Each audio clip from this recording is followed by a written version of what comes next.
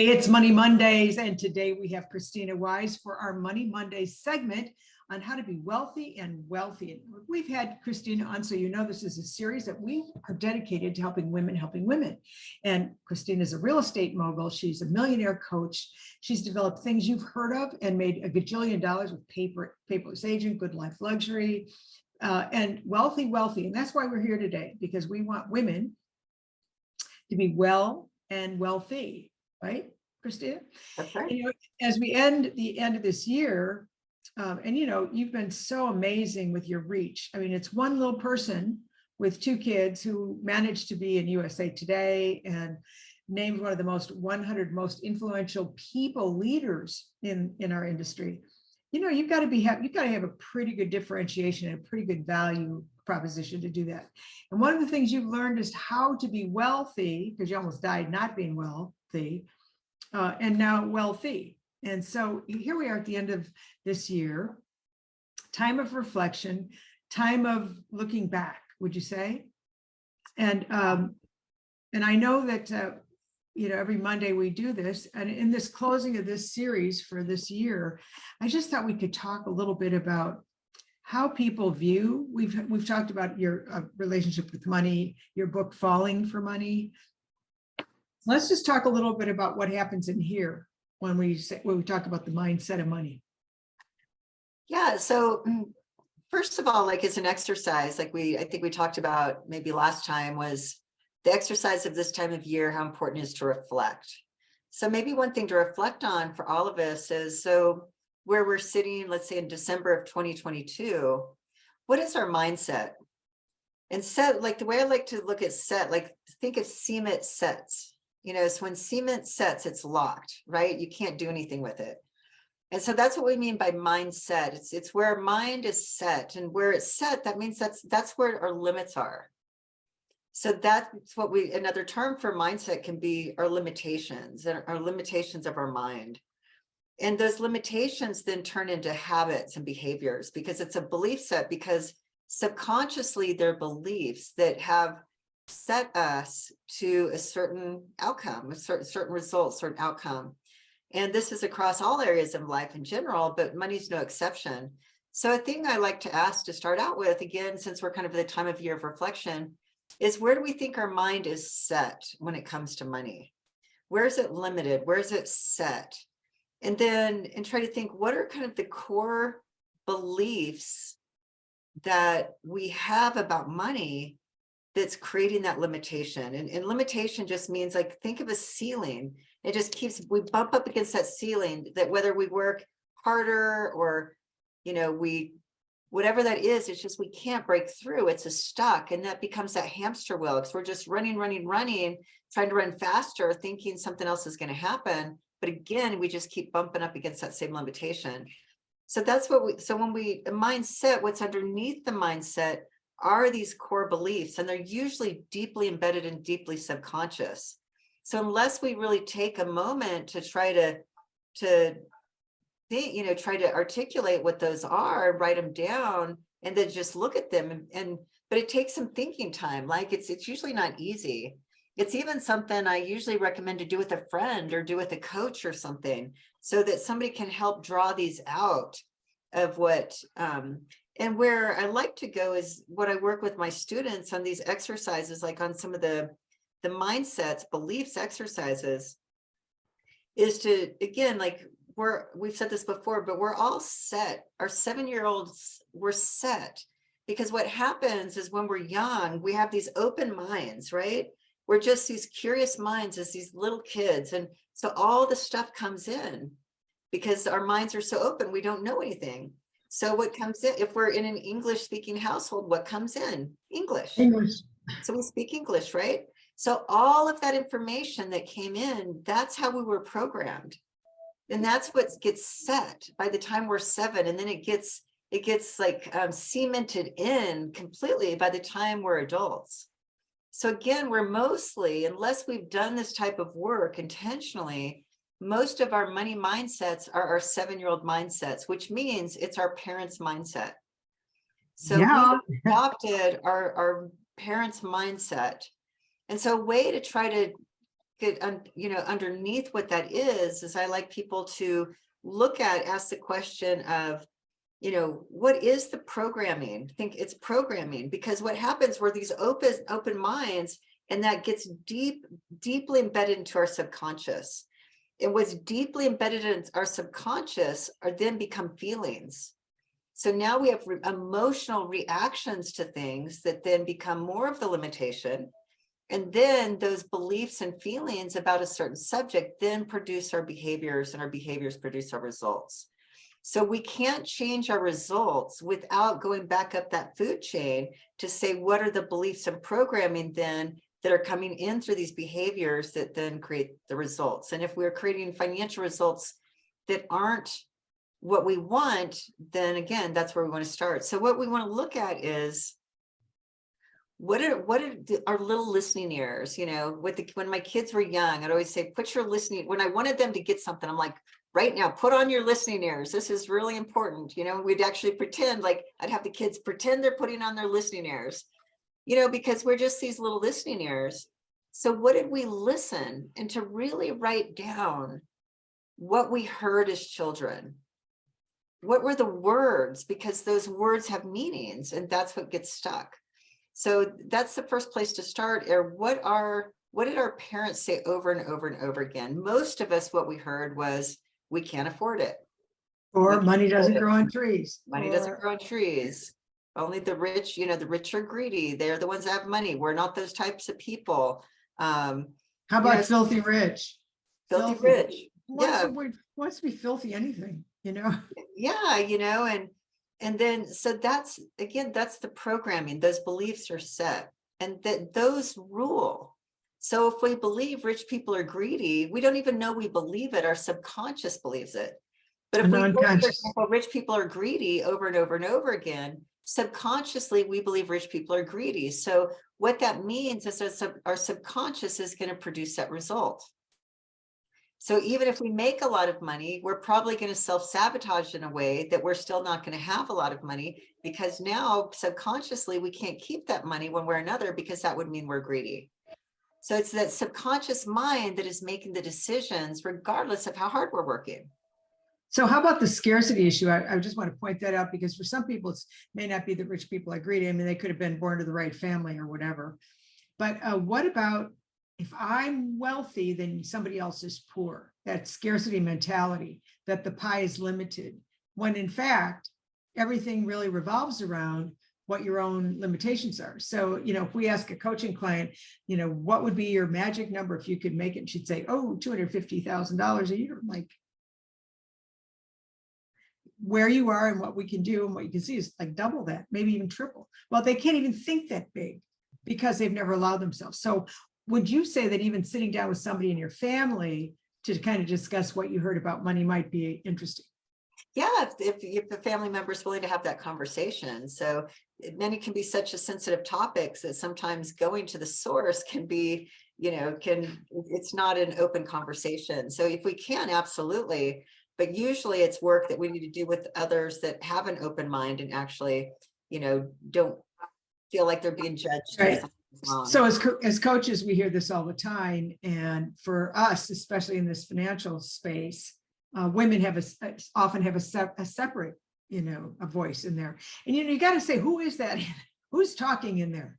And it's not really you. It's, again, it's this perception of beliefs and limitations and allowing that you've had since you were a kid. So the first step is awareness. Would you agree? And that's why you said do the exercise. It's doing the exercise, but it's really to try to, you have to be able to articulate it, to see it, to be able to say, no wonder. We want to get to a place like, no wonder. These are the subconscious beliefs that I have. And then you rewrite them. So whatever that is, let's say, it's like, let's just say rich people are greedy, or money doesn't grow on trees. What if we said money does grow on trees? Because in a way that it does, money's made out of trees, not currency, but paper currency. So it's just rewriting these, and to change those beliefs. Another thing we want to do to start, again, just reprogramming, is what did we see as children? Because a lot of us, what we saw was, I know in your situation, what were there, 8 or 9 kids? And so 9 plus, yeah, right? right. So you saw, just struggle. We saw like, trying to divvy things out. We saw mom and dad arguing. We saw things. So now we match the programming with what we witnessed. And what happens there in most cases, is there's some type of trauma around money as kids. And what I mean by trauma, meaning it's not safe. Money's not a safe topic. Mom and dad argued about it, or mom and dad divorced over it, or dad That's wasn't interesting. around and mom just struggled and said bad things about dad. Or so now that again, these things are deeply embedded that, wow, money's not a safe subject. So maybe if I just work hard to try to have a lot of it, but at the end of the day, if it's not safe, then we're going to try to avoid it. We're going to avoid, like biologically, we're going to avoid anything, talking about it, studying it. Keeping it. I mean, there's so many people that have made big money and then they go ahead and they do something really stupid because they're not comfortable there because they have these things going on in their head. So you make up a really good point there. So, if you've got a coach, if you've got a mentor, just sit down with them and say, you know what, I've got this issue and I'm wondering if we can identify it and maybe flesh it out a little bit. Because like you said, I'm one of 9 kids. One of the things I learned I did was because there were so many little kids, I would never serve myself first to make sure everybody had enough food. Well, to this day, I will take a smaller portion. And then if there's any left, go back because it's a long time ago. We're not feeding 13, 14, 15 people anymore. But it's one of those, I didn't notice that until I noticed it. So do yourself a favor, sit with somebody and say, what could I do differently so that next year, 2023, December, things are different, that I allow myself, I have a different mindset. And that starts with what Christina talks about as awareness. Yeah, Excellent point. These are really important exercises to do. I mean, it sounds easy. It sounds like, really, I've kind of heard this before, but have you really done the work? And I call it rewriting your story. And the next thing that I'd like to have my students do after doing that work, and again, this is the way we start everything. We start everything with this mindset work before we get into the practical pieces. But the next piece is write a story to money. And you write a story to money like you wrote a story to an old boyfriend you want to break up with or something, or that he broke up with you and broke your heart. And he's a real jerk and all the things. And you just write everything like you this, you that. And sometimes it's very cathartic just to flesh it out. But also, if you write the story to money and it's truthful and just nobody's going to read it but you get to write that. And you get to actually see some of these beliefs come out through the story. Things like, man, where are you when I need you? Or, I love you and hate you at the same time. Or, like whatever it is, just write this cathartic story and see, and just write. Don't overthink it. Just keep writing. And again, the reports that I get from my students is like, that was such a helpful exercise. I had no idea that I had this much anger or grief or fear or shame or whatever. I just didn't even know that I had all these feelings towards this thing. Well, in the Women's Wisdom Network, one of the things that we found in some of our interviews was that women will have no problem sending you flowers or sending you a gift, but they won't spend $10 on something for themselves. And again, it's allowing and treating yourself as you would someone you love. And so I think that's a great idea. If you write, I thought you were going to say write a love story, because your whole wealthy wealth, wise money method deals with a number of those things. But if you write this letter, I love and hate you at the same time. To me, that's just perfect. I love you because I love you and I love shoes, and I hate you because I can't buy the shoes I want. So that's a great step. What else do you think we should do? Well, really, again, it's uncovering and then it's rewriting the story. So when we can rewrite it, now we can reprogram our beliefs, and then we can change our mindset, and then we can raise the limitations. And it sounds so easy, but this is such an important work, because if not, we're just going to keep doing the same thing, because you get the same results we've always gotten. And so right now, get a piece of paper, write it down. I'm writing my story to money. And you can call it Miss Money, you can call it Mr. Money, you can call it he, she, you can call it whatever you want. but just write that story to money. Make that your homework for today, because that's going to help us create a new awareness. And, you know, when we have awareness, Christina, then we have a plan. And for us, the plan, well, one of the reasons we do this is to make all of our BFFs that are out there aware of your wise money method, which is a way to really create this difference. I'm going to tell you, you can't outskill your skill set. In other words, if you're limited, like, I mean, I have QuickBooks, but I couldn't tell you how to get in it, but I have somebody who's really good at it. But you can't do beyond your skill levels. So if you don't know these ways to begin, because I know a number of women are out there going, yeah, but you don't know how much I'm in debt, and you don't know how screwy I've been, and I don't want anybody to know that. Or, you know, I just can't help myself on QVC. Whatever it is, you always say, I don't care how messy it is. Those are your words. Just bring it to me. Because that 45-minute consultation, if nothing else, if you decide not to go ahead and take it, of course, it could really change your life. I mean, you think about it, how many Starbucks do you have in a year? You know, or how many pedicures do you have in a year? Not that you should give up your pedicure, but you know what I'm saying. You can afford skill advancement. Would you agree? That's the only way to fix it. Yeah, so that's where I call mindset meets skill set. And mindset's always the first work. So mindset is understanding that our subconscious programming runs the show. So if the way the show is ending is not the way we want it to be ending, then the only way is to go backwards. We have to look at that.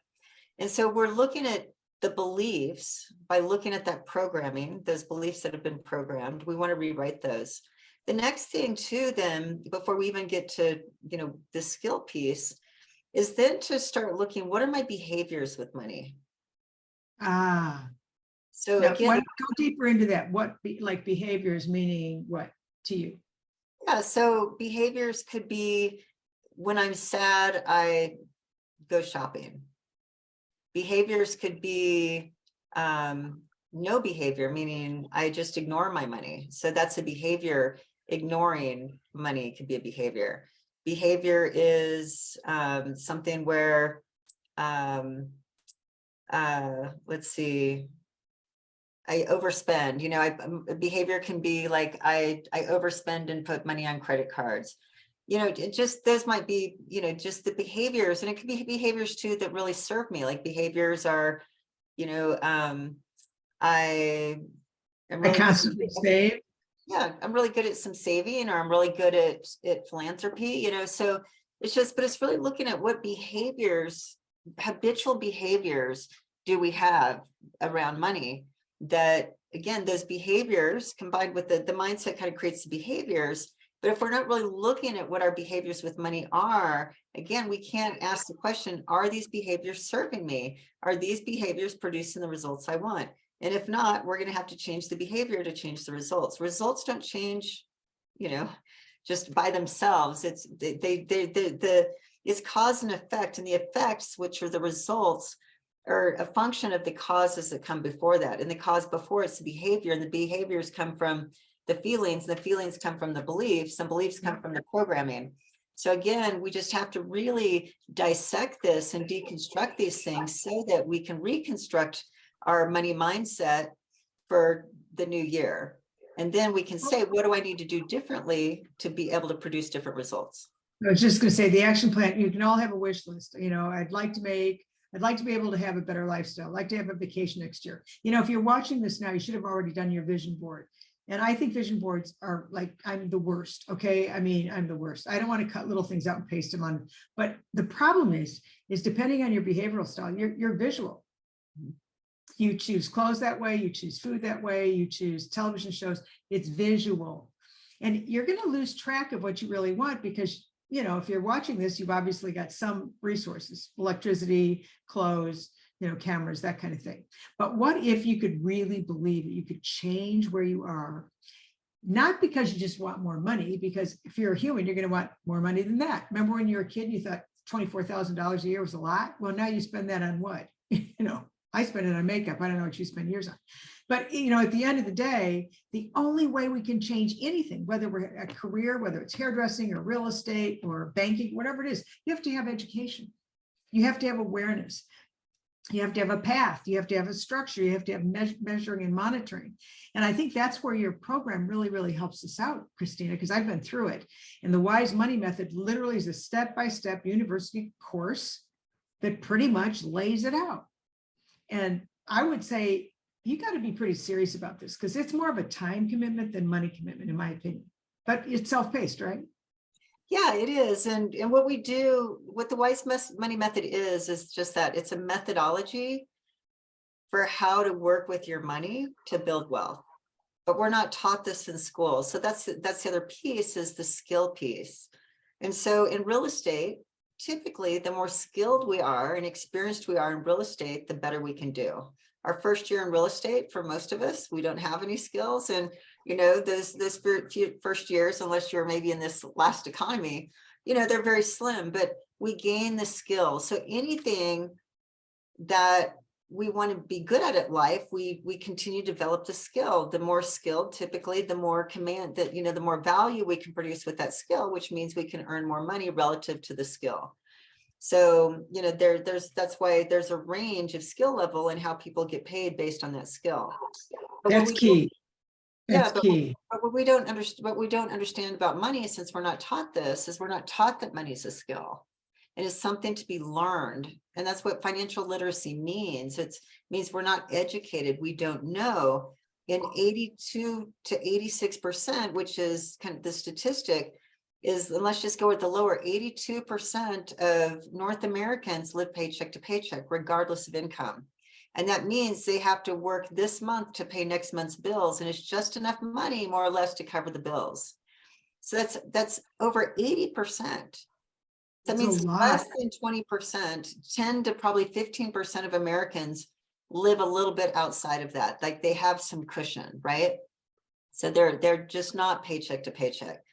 So what that means, if that statistic is true, what that means is we don't know jack about money, right? And this meaning we're so focused on making more of it to think just making more is the answer to our money problems, because we don't know that money has laws and mechanics that have to be followed if the desire is wealth.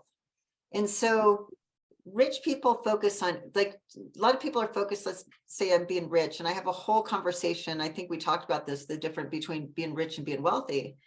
But rich is really about making more money. Wealth is about having money to have time. So even back ending is, if I had what I call a trust fund, if I had a trust fund that covered my life, what do we want the trust fund to cover? Like, what is life? But it's just learning that there's this literacy, there's this knowledge-based information that we have to know. If not, we're going to be part of that statistic. It's just because money has to be followed and worked in a way when we desire wealth and freedom and time. When we wrote the 1 Minute Entrepreneur, and I interviewed over 500, well, 1,000 people basically, but especially women, about 537 women in business. And, you know, you just brought up a point, and I just want everybody to hear it, because you said, everybody wants to make more money. I want more money. If I had another 10, 15, 20, $100,000 a year, then you get down to the numbers and you really look at it. And by the way, you know, I'm not your numbers queen. I'm not, but you see people, especially in teams, that are making all this money, and they're generating all this money, but they're not making it. It's like, you know, I had a little entrepreneur. She was selling Christmas stockings for pets. And I said, well, how much are they? She said, $10. I said, great. What does it cost to make them? And she didn't know. I said, well, what if it's costing you $12 to make them? And you've got all that time and energy and resources, and you're losing $2 a sale. Well, she never thought about it that way. And so you've got to, like you said, you've got to be aware. You got to know what you're spending, where you're going to need to go. What do you need to fund your life? I mean, bare bones, you know, food, shelter, clothing, utilities, insurance. You've got to know where to start in order to start figuring out where you want to be. But it really starts with that, like you said, that mindset. Do I want to be the victim, or do I want to be the victor? Do I want to just, you know, Les said this morning in this little clip, he said, you could be good, you could be great, you could be exceptional. But he said, you really want to be phenomenal. Not because phenomenal to the world, because that's going to be different to lots of people, but phenomenal for your lifestyle, that you've been able to create your life. Like you said, write your own story. And if you're writing a tragedy, stop. Okay. I mean, you can have the tragedy to start, but then, we want to be victorious. And so you either have to surround yourself with people who get it. You have to support the people that support you so that everybody can get life by design. And then thirdly, you got to know where you're going. And I would say your Wealthy program is really good. It's called Falling for Money. She wrote the romance novel for your bank account, which has been a bestseller forever. And, it's about, you just have to make a change. And if you're listening to this and you're over 20, it's hard because, you woke up, somebody dressed you, somebody gave you some coffee and a shower. I mean, you've got some things and you're settling. But what if you could change it by this time next year by doing one different thing? We call it one more thing, one more time. And so, Christina, tell us about the Wise Money Method. Yeah, so again, we're at the end of the year. So like I said, to really sum up the year, we talked about this on previous episodes.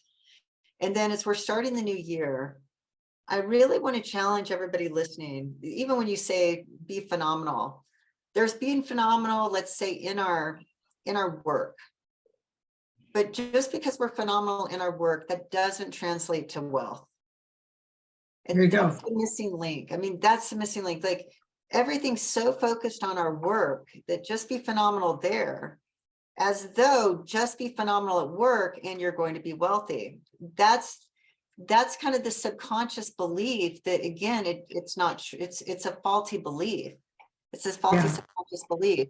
And because if we believe that's true, we can focus only on being phenomenal at our work, waiting to be wealthy, stuck in the trap of the 82 to 86%, wondering why when I'm so focused on being phenomenal at my work. It's because what we don't understand is that we want to be phenomenal in our work and we want to be phenomenal with money so that we know how to convert the money from our work to wealth. And that's what the learning piece is. Yes, I need to be focused to being phenomenal at my work, be a phenomenal human being and all the things, and wake up and be that amazing human. But just, that alone doesn't make us wealthy. That just makes us phenomenal in those areas. So my challenge is, let's be phenomenal with money so that we can build wealth. And what wealth is rich equals money, wealth equals time. So we can be rich and live a rich lifestyle. Like if we're making $1 million a year and we're spending $1 million a year on a certain lifestyle, but we still have to go grind every single month to be able to make next month's bills. That's no way to live. So when we understand we want to build wealth, that means we want our time back. And the only way to get our time back is we have to have something out there that is producing the money so that our hard work doesn't have to. And that's what wealth is. So that's what my challenge for everybody is, if your money is not working to create that time and space and freedom that we all desire, and that, where we don't feel strapped and, anxious and scared or whatever. Or how about exhausted? I mean, we all think that if you just work harder, you're going to make more money. And yeah, you might, but if you're losing $2 a transaction, or every time you sell something, or every time you go to work, so this is a time for you to be good to yourself. You can go to womenswisdomnetwork.com/Money Monday, get a little bit of information about how Christina will meet with you. You get 45 minutes of Christina, which would cost you a lot of money. And she'll tell you, I don't care how messy it is. You don't have to worry about being embarrassed. It's a 12-week program. Yes, it's a 12-week program. If you do the 45-minute consult, I'll tell you your money mindset in the first 10 minutes, and we can ascertain very quickly. Again, the messier the better. But the next class starts in February, but it's 12 weeks dedicated to learning money, dedicated to get your financial house in order, dedicated to learn the money's laws, rules, and then dedicated to learn the methodology that will help you become wealthy and create that financial freedom we're all looking for. And it's 12 weeks, paint by numbers. By the end, you're going to have your complete yellow brick road for your path, what we call your path to wealth. And it's not esoteric, it's not vague, it is detailed, it is pragmatic, and is the exact system that once you learn it, you'll use it the rest of your life on your path to producing financial freedom. I'm telling you, this is something you might want to consider. You got to be tired of being sick and tired. If you're, no matter where you are in life, unfortunately, we have to fund our life with money. So it can be a good thing. And if you work with Christina and Women's Wisdom Network, we're always going to try and help you because we're all about women helping women. Now, we're going to not come back until January, but go to womenswisdomnetwork.com/Money Mondays. Get yourself some information, get yourself a date with Christina, at least get on her books for next year and start living life by design, not by default. Christina, I'm so glad you could join us today. As always, you are so, so generous, and your commitment to helping people get financially literate is amazing. I hope you all have a great holiday. Christina, you too. Thanks for joining us. I'm Terry Murphy. Join us again for Women's Wisdom Network Money Monday, starting in January. The first Monday after New Year's will be the 9th, not the 2nd, because I'm afraid everybody's going to be a little fuzzy that day. Hey, Christina, thanks so much. My pleasure.